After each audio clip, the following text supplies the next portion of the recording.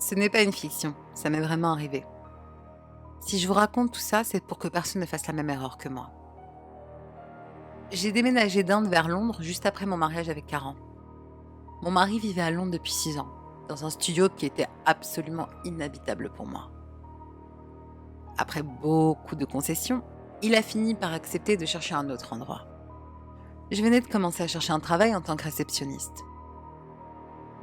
Alors on a voulu un petit appartement avec une chambre supplémentaire. Tout en postulant pour des jobs, la recherche d'un foyer était devenue mon activité quotidienne. 2 semaines après le début de mes recherches, j'ai réalisé qu'avec notre budget, le seul lieu disponible était un studio un peu plus grand que celui qu'on avait déjà. J'ai donc décidé d'abandonner mes recherches et de me focaliser sur celle d'un travail. De bonnes choses viennent à vous quand vous arrêtez de les chercher. C'était ce à quoi je croyais quand je regardais les offres d'emploi. J'ai reçu une notification pour une maison qui venait tout juste d'être mise à louer. J'aurais aimé savoir depuis le début que c'était mauvais, que ça allait être la pire erreur de ma vie. Je suis reconnaissante d'être en vie pour vous raconter ça. On allait visiter la maison le jour même, parce que je ne voulais pas perdre cette opportunité. En un seul coup d'œil, j'étais déjà hypnotisée. Pour une personne venant du deuxième pays le plus peuplé du monde, vivre dans une si grande et si belle maison avec 3 chambres de style victorienne, avec une vue sur le jardin, loin du brouhaha de la ville, était un rêve qui se réalisait. L'entreprise de Caran n'était qu'à 1 heure de trajet. Le loyer de la maison était à peu près égal à celui du studio. Alors mon mari n'a rien eu contre, bien qu'il fût un peu méfiant d'un loyer si bas. Alors on a vérifié toute la maison avant de signer le contrat. Le propriétaire était anglo-indien. Il a donc accepté de baisser le loyer pour ses camarades de la même origine. On a prévenu notre ancien bailleur qu'on quittait son logement, 1 mois à l'avance, et 1 mois durant lequel j'ai trouvé un job de réceptionniste dans une entreprise multinationale dans le centre de Londres. Tout juste mariée, un nouveau pays, un nouveau travail et une magnifique maison. Ça semblait surréaliste, mais cette joie fut de courte durée. On a déménagé durant un week-end, parce que j'étais en période d'essai et je ne pouvais pas prendre de jours de congé. On n'avait pas beaucoup de cartons, mais ce n'était pas un problème car la maison était entièrement meublée. Et les anciens locataires avaient laissé tous leurs outils de cuisine et plein d'autres choses. Ce qui m'avait quand même un peu surprise, car tout semblait assez cher. Quand j'ai posé la question à notre propriétaire, Bidge, il m'a répondu que les précédents locataires avaient dû partir en Écosse de toute urgence et n'avaient donc pas voulu s'encombrer avec du matériel trop fragile. J'ai été très naïve de l'avoir cru. Si seulement j'avais essayé de fouiller un peu plus sur le sort des anciens occupants. La première semaine dans la maison s'est déroulée sans encombre. On l'a passé à ranger nos affaires et faire quelques courses. Tout fonctionnait parfaitement. Le lave-vaisselle, le frigo, la douche, et pas une seule trace de fissure ou autre.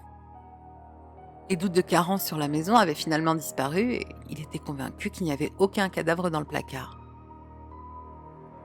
J'aurais aimé que ça reste ainsi, mais la semaine suivante, ça a pris un tournant bien plus sinistre. Caran avait pris l'habitude de jouer au badminton tôt le matin, durant le week-end, avec ses amis. Tandis que moi, je préférais faire la grasse matinée. Je me suis réveillée alors qu'il partait faire son sport. Il m'a embrassée rapidement sur la joue et a dû partir aux alentours de 6 heures du matin. Il faisait encore sombre dehors. Je suis retournée me coucher, mais peu après, je me suis de nouveau réveillée suite à un cauchemar, où une horrible vieille femme m'étranglait. J'étais couverte de sueur et à bout de souffle. L'atmosphère avait changé. Le silence semblait inhabituel et ça semblait évident que quelque chose n'allait pas. Je n'aurais pas pu le décrire. C'était juste ce sentiment que quelque chose de pas normal était en train d'arriver. Et juste après, j'ai entendu des pleurs. Au début, j'ai cru que je rêvais et que c'était encore ce cauchemar. Mais j'ai vite réalisé le contraire. J'ai essayé de me calmer et de chercher d'où provenait ce son. En me concentrant, j'ai cru reconnaître les pleurs d'un chat. En Inde, un chat qui pleure est perçu comme un mauvais présage. Ça annonce en général la mort d'un être cher. Donc, premièrement le cauchemar, et ensuite ça. J'étais effrayée. Je me suis dirigée vers la source de cette cacophonie qui ressemblait maintenant plus à des cris qu'à des pleurs. Je me sentais plus inquiète qu'effrayée à ce stade. Et si le chat était vraiment blessé, avait besoin d'aide? Le son provenait du jardin. On pouvait y accéder par une porte de la cuisine. J'ai rassemblé tout mon courage et j'ai tourné la poignée. Assis sur la barrière opposée, se tenait le chat, le plus grotesque que je n'avais jamais vu. Il était vieux, très fin et tout noir, avec des yeux rouges. Au moment où il m'a vu, il s'est arrêté de pleurer et a commencé à cracher. Je pouvais discerner de la pure haine dans son regard. Il me regardait avec une rage meurtrière. Et moi, j'étais là, immobile, à regarder ce chat diabolique. Je tenais toujours la poignée de porte. Quand sans prévenir, le chat a sauté de sa barrière et a foncé sur moi avec une vitesse surnaturelle. J'ai alors immédiatement repris mes esprits et j'ai claqué la porte à temps. Je m'attendais à entendre un cognement indiquant que le chat s'était pris la porte, mais rien. Et je n'ai plus non plus entendu ses pleurs. Tout était redevenu silencieux, sauf mon cœur, qui battait si fort qu'il aurait pu sortir de ma poitrine. Caran est rentré à la maison pour me trouver inconsciente dans la cuisine. Il m'a lancé un peu d'eau au visage et j'ai eu du mal à rouvrir les yeux. Je me sentais faible et me redresser par moi-même me demandait beaucoup d'efforts. Je racontais tout à Caran, mais je voyais qu'il avait du mal à concevoir l'idée d'un chat meurtrier. Je pouvais même pas lui en vouloir. Il m'aidait à me calmer en suggérant d'appeler des agents de protection animalière qui viendraient ramasser le chat. J'ai émis l'hypothèse qu'il s'agissait d'un chat errant, parce qu'il était particulièrement fin et sale. Après avoir parlé à l'agence de protection animalière, Caran m'a emmené voir un film, puis a suivi d'un somptueux dîner pour me faire penser à autre chose. Et ça a marché. Je me sentais bien mieux. On est rentré tard à la maison, et on est directement allé se coucher. Je me suis endormie tout de suite car j'étais vraiment épuisée. Aux alentours de 3 heures du matin, j'ai été réveillée par des chuchotements. Au départ, je pensais que c'était Caran qui n'arrivait pas à dormir et qui regardait la télé. Mais j'ai rapidement remarqué qu'il était profondément endormi. Je me suis redressée et j'ai essayé de comprendre ce que j'entendais. Ça ressemblait à une voix de femme qui chantait en sanskrit. Je n'avais jamais étudié cette langue, mais j'arrivais tout de même à comprendre certains mots. Amura, ce qui signifie diable, et Amaritata, qui signifie immortalité. J'étais saisie d'effroi. En considérant tout ce qui s'était passé, je ne pouvais penser qu'à une chose. La maison était hantée. Le chant devenait plus fort. Je me sentais pas assez forte cette fois pour aller enquêter. Réveiller Caran m'a bien pris 5 minutes. Et encore 5 minutes pour lui expliquer la situation. Entre-temps, le chant avait cessé et mon mari me regardait incrédule.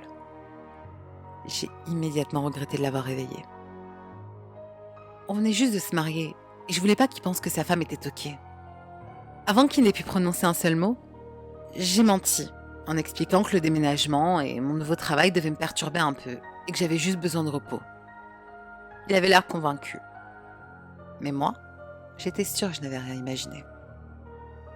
Les 3 jours suivants se sont déroulés sans incident. Et je n'ai pas revu le chat. Je me suis sentie bête d'avoir pensé que la maison était hantée. Caran était un architecte de sécurité du réseau. Et il travaillait sur un projet crucial. Pour le finir à temps, il faisait donc beaucoup d'heures supplémentaires. Je n'en étais pas ravie.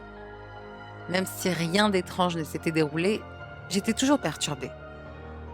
Je suis rentrée du travail et je me suis préparée rapidement un dîner. Caran dînait à son travail. Je n'avais rien à faire après avoir mangé. J'ai donc décidé de regarder un film. Mais mon ordinateur n'était pas connecté à la Wi-Fi. Je suis pas très douée avec ces appareils, donc j'ai vite abandonné et j'ai décidé de brancher le câble Ethernet. Mais impossible de mettre la main dessus. Au moment où j'allais lâcher l'affaire, j'ai pensé au sous-sol. Il y avait peut-être ce genre de câble en bas. Caran et moi ne l'avions jamais fouillé, comme on n'avait pas grand-chose à y mettre. La porte du sous-sol grinçait. Il y régnait un noir absolu. J'ai cherché l'interrupteur à tâtons. La lumière était faible, mais assez forte pour que je puisse m'y retrouver. Il y avait une quinzaine de marches pour parvenir au sous-sol. Les marches en bois craquaient sous mon poids. L'espace était plutôt grand, et tout ce qui était entreposé était recouvert de drap blanc, qui était devenu plus bruns qu'autre chose, avec toute la poussière qui les avait recouverts. J'ai soulevé l'un des tissus, et ce que j'y ai vu m'a glacé le sang. Posé sur une table en bois, proposer des mèches de cheveux nouées entre eux par des fils rouges, des ongles, des os humains, des poupées en peluche et un crâne. Il y avait aussi de vieilles cartes postales recouvertes d'anciens symboles et une image d'une créature terrifiante. Ces éléments semblaient être recouverts de sang. Je sentais que j'allais vomir. Le pire, c'était que le sang semblait frais. Je devais sortir de là. Soudain, la température a chuté. Les petits cheveux dans ma nuque se sont hérissés. Je savais que j'étais observée. Je pouvais sentir une odeur de pourri, et l'air semblait être devenu putride. J'ai vu du mouvement du coin de l'œil. J'ai commencé à trembler et des larmes ont coulé sur mes joues. Je me sentais vulnérable, mais je n'allais pas laisser tomber comme ça. J'ai réuni tout le courage qui me restait, puis je me suis retournée pour courir vers les escaliers. C'est là que j'ai vu ce visage horrible que je ne pourrai jamais oublier. J'en ai encore des cauchemars. En bas des escaliers se tenait une femme, ou bien ce qui fut une femme un jour. C'était un être horrible, doté de longs cheveux gris et sales qui encadraient un visage ridé. Des yeux rouges de haine me fixaient. Elle avait des serres à la place des pieds, des mains sombres et noueuses qui se terminaient par des ongles longs et inégaux. Elle me souriait, me montrant une rangée de dents pourries, ce qui la rendait encore plus atroce. Elle portait un sari noir, de saleté et en lambeaux.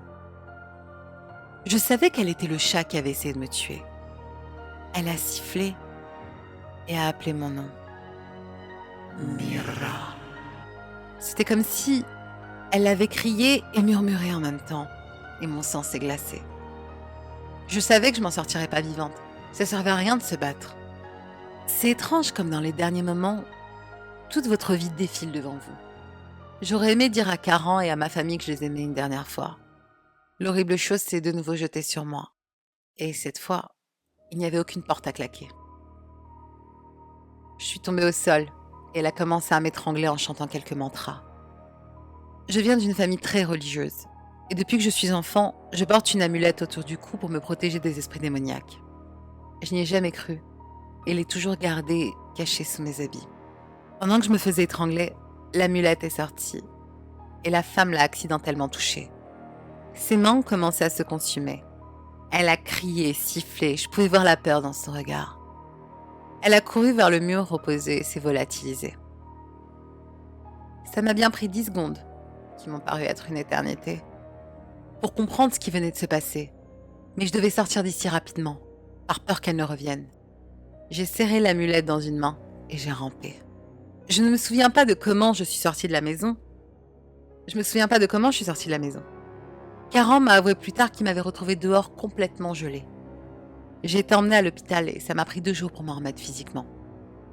Bien que mentalement, j'étais traumatisée à vie. Karan est resté à l'hôpital avec moi pendant tout ce temps, parce que je ne voulais pas qu'il rentre seul. Cette fois, il m'a cru. Car il pouvait voir les traces sur mon cou. Je ne pouvais plus vivre dans cette maison. On y est retourné une fois pour prendre nos affaires.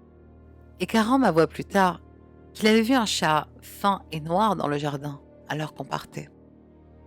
Nos vies sont retournées à la normale. Mais j'avais besoin de savoir ce qui n'allait pas avec cette maison. Je n'y suis jamais retournée pour enquêter.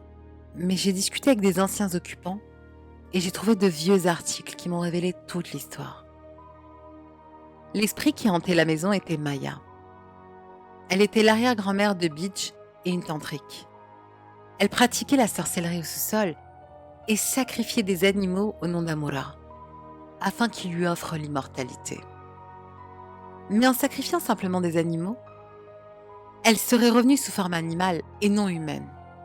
Pour revenir en tant qu'humaine, elle devait faire des sacrifices humains. À cause de cette obsession de revenir sous forme humaine, elle a choisi de sacrifier son propre fils. Mais elle fut arrêtée au dernier moment par son mari. Il savait que sa femme était une tantrique. Et il n'avait aucun problème avec le sacrifice d'animaux, mais pas de son fils, c'en était trop. Il a quitté la maison en emportant son enfant avec lui. Elle est morte vieille et seule. Et je pense qu'elle est revenue sous forme de chat après sa mort. Elle est toujours là. guettant sa prochaine victime pour plaire à Amoura. Je vous demande à vous qui m'écoutez de ne jamais louer ou acheter une maison si le prix est trop beau pour être vrai.